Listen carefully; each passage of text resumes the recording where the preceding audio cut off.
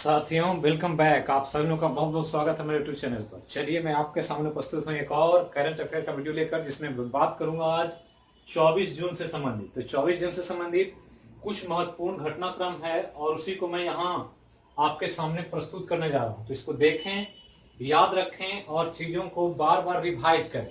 तो current affair का जो 24 जून से संबंधित जो भी महत्वपूर्ण करंट अफेयर मिला, उसमें सबसे पहले एक आर्थिक जगत से एक न्यूज है, इसको ध्यान रखना है कि 2017 के क्रय शक्ति क्षमता परचेजिंग पावर पैरिटी के आधार पर अमेरिका और चीन के बाद भारत तीसरी सबसे बड़ी अर्थव्यवस्था है पूरे वर्ल्ड में। तो ध्यान रखना है, ये पीपीपी परचेजिंग पावर पैरिटी क्या होता है?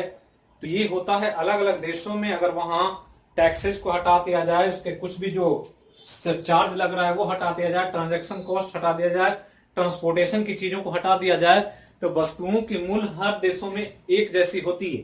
तो इसी को परचेजिंग पावर पैरिटी कहा जाता है। तो ध्यान रखना है, जो 2017 के आधार पर निर्धारित है, उस पर जब आकलन करते हैं तो अमेरिका और चीन के बाद दुनिया की सबसे बड़ी अर्थव्यवस्था, तीसरी अर्थव्यवस्था के रूप में भारत एक बड़ी इकोनॉमिक रूप में यहां दिखाई दे रहा है। तो ये ध्यान रखना है।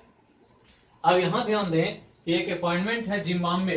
तो जिम्बाब्वे में भारत के अगले राजदूत जो हैं बनने वाले वो विजय खंडूजा। तो ये ध्यान रखना है, विजय खंडूजा को जो जिम्बाब्वे में भारत के अगले राजदूत होंगे, ये जगह लेंगे आर मस्कुई का। तो ध्यान रखना है, आर मस्कुई अभी जिम्बाब्वे के राजदूत थे, इनकी जगह लेने वाले विजय खंडूजा, जबकि आर मस्कुई को जगह दिया गया है रोमानिया के राजदूत के रूप में। तो रोमानिया के नए राजदूत आर मस्कुई होंगे और जिम्बाब्वे के अगले राजदूत विजय खंडूजा होंगे। ये Vijay Khanduja ministry of external affairs, जो विदेश मंत्रालय, वहां अभी निदेशक हैं और यही पदभार संभालने वाले राजदूत के भारत के राजदूत जिम्बाब्वे में। अगला एक न्यूज है कोविड-19 से संबंधित, और ध्यान रखना कि आंध्र प्रदेश में जो सरकार है उसने घोषणा किया है कि अगले 90 दिनों में हम राज्य के हर घरों में कोविड-19 का टेस्ट कर लेंगे, ताकि हमारे यहाँ कोई भी छिपा हुआ मामला ना हो। जो भी चीजें हो, जो संक्रमित से पॉजिटिव व्यक्ति होंगे उनका पता चल जाएगा, तो कोरोना को कंट्रोल करने में सुविधा होगी। तो ध्यान रखना है कि 90 दिनों में राज्य के सभी घरों की टेस्टिंग की घोषणा की आंध्र प्रदेश ने।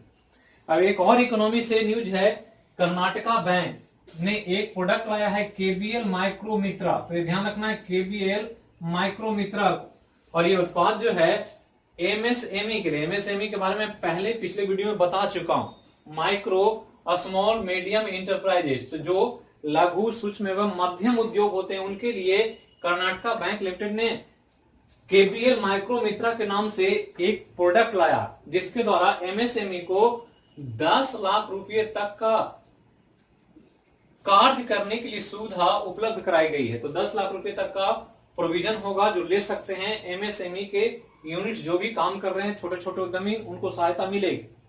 एक और इंपॉर्टेंट न्यूज है विज्ञान के क्षेत्र से, और वो है आईआईटी मुंबई, जो भी वर्ल्ड लेवल पर एक प्रतिष्ठित संस्था, भारत में भी और विश्व स्तर पर भी। तो ध्यान रखना है, विश्व स्तर पर जब आकलन होता है तो भारत की सबसे अच्छे इंस्टीट्यूट के रूप में आईआईटी मुंबई का नाम आता, और यहीं पर आईआईटी मुंबई ने राजेश जेले, जो इलेक्ट्रिकल इंजीनियर हैं, इनके नेतृत्व में एक चिप का विकास किया है, ध्रुव। तो ध्रुव का नाम याद रखना, और ये चिप जो है मोबाइल में लगेगा और मोबाइल के द्वारा यह किसी के लोकेशन और रूट को प्रदर्शित करेगा कि कहां पर है, मोबाइल कहां यूज हो रहा है, और उसका नेविगेशन कैसे कैसे किस रूट से वहां जाया जा सकता है। तो ये एक इंपॉर्टेंट ऐप, या इसको चिप कह सकते हैं, चिप बनाया जो मोबाइल में लगेगा और ये संदेश भेजेगा।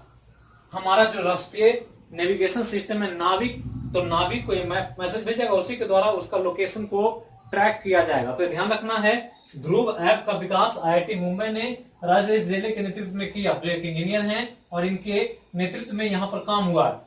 एक न्यूज 23 जून से संबंधित, तो 23 जून को ध्यान रखना अंतर्राष्ट्रीय ओलंपिक दिवस के रूप में मनाया जाता है। दुनिया में जितने भी एथलीट हैं जो ओलंपिक से जुड़े हुए हैं, खेल से जुड़े हुए हैं, 23 जून को अंतर्राष्ट्रीय ओलंपिक दिवस के रूप में सेलिब्रेट करते हैं। और इसकी शुरुआत सबसे पहले हुई थी 23 जून 1948 को, जो अलग अलग देशों ने, जो ओलंपिक के सदस्य हैं ओलंपिक कमेटी के, उन देशों ने मनाया, जिसमें Switzerland, Canada, Belgium, Britain, Uruguay, पुर्तगाल या बेल्जियम जैसे देशों ने इसको अलग अलग रूप में सेलिब्रेट किया। वेनेजुएला, तो ये वहां के जो नेशनल ओलंपिक कमेटी होती है, राष्ट्रीय ओलंपिक संघ, उन लोगों ने यहां पर शुरुआत किया 23 जून 1948 और तब से हर साल 23 जून को अंतर्राष्ट्रीय ओलंपिक दिवस के रूप में सेलिब्रेट किया जाता है। तो यही 24 जून से संबंधित जो महत्वपूर्ण घटनाक्रम था वो मैंने आपके सामने प्रस्तुत किया। इसको देखें, याद रखें, फिर मिलेंगे